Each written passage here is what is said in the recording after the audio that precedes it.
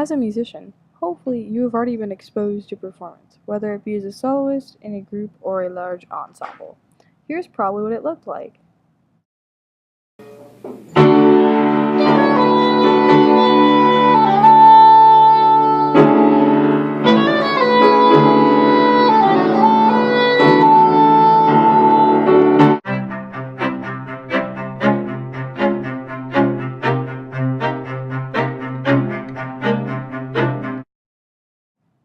How do you prepare to perform for an audience? What is the difference from going from band, where you told everything from the date to what color your shoes are, to planning a concert or performance on your own or with some friends? What are the differences? Who's in charge?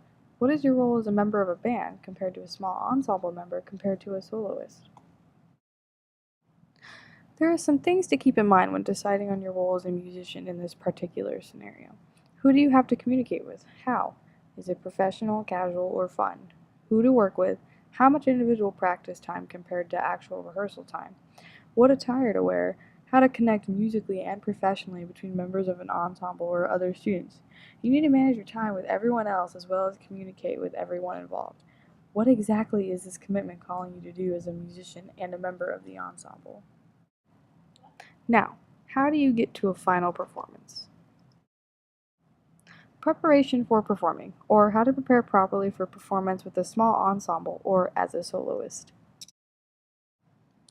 First, you need to initially decide who you're playing with, if anyone, and get together. Decide what type of ensemble you're going to be and who the other members are. Also, make sure you're willing to work with your chosen members and enjoy being around them, or at least learn to tolerate them.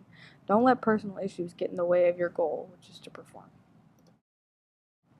For example, get together and sight read some music with your ensemble, or alone as a soloist, and just run through possible concert music choices. Constant communication is key to succeeding through your performance. Next, you need to think about rehearsals. As a soloist, it is necessary you practice on your own more often than with your accompanist. Therefore, you will know your own part and can get together with your accompanist to practice things like timing, blending, and other musical elements.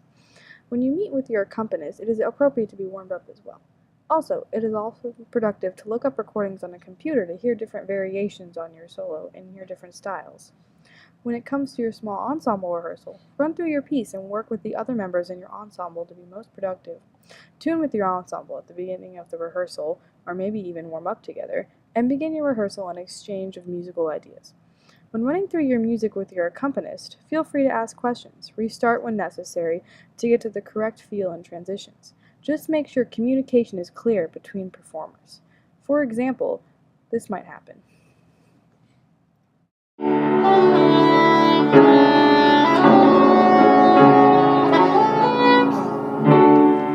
Okay, can we go back to the beginning of that phrase? Yeah.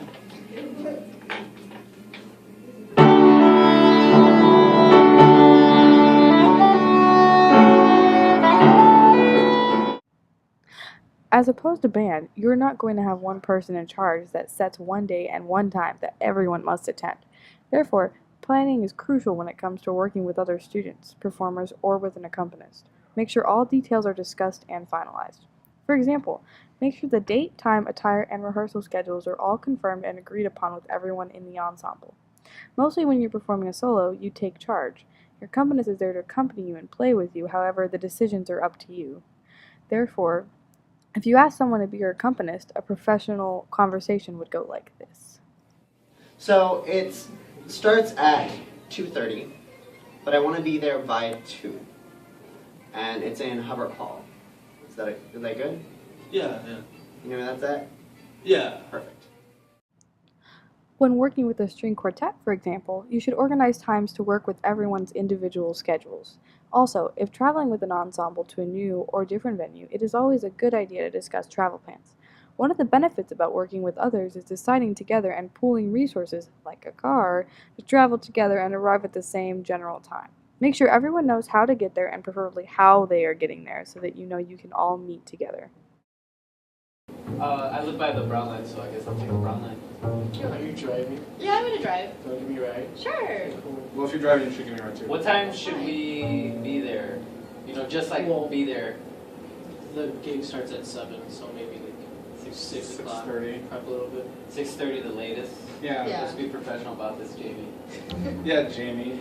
Hey. Always late. I'm sorry that Well, my they have- car I- broke down last time. Now, attire and appearance is highly important when dealing with the performing art. I have always been told that people listen with their eyes, and it is very true. Therefore, your outfit decision is extremely important.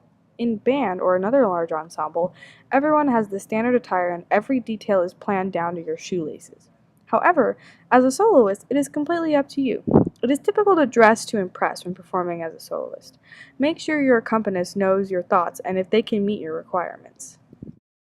I need an accompanist for it, but I want to look kind of nice, but not too nice. Not like tuxedo nice. Maybe like dressy-er. No, not casual. You good? You good with that? Okay, good.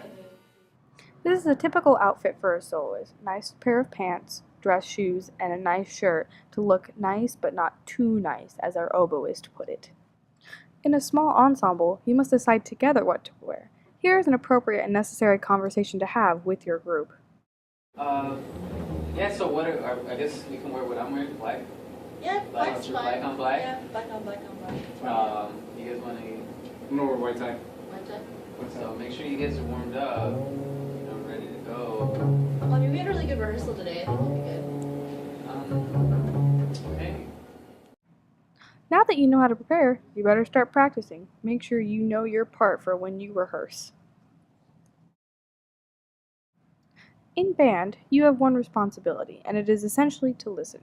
Therefore, you listen to the conductor or director for crucial information like performance times, dates, rehearsals, and attire. Also, you must know your individual part. But since rehearsals are directed by one person, being that you are dealing with a large ensemble, your choice and input is rather limited.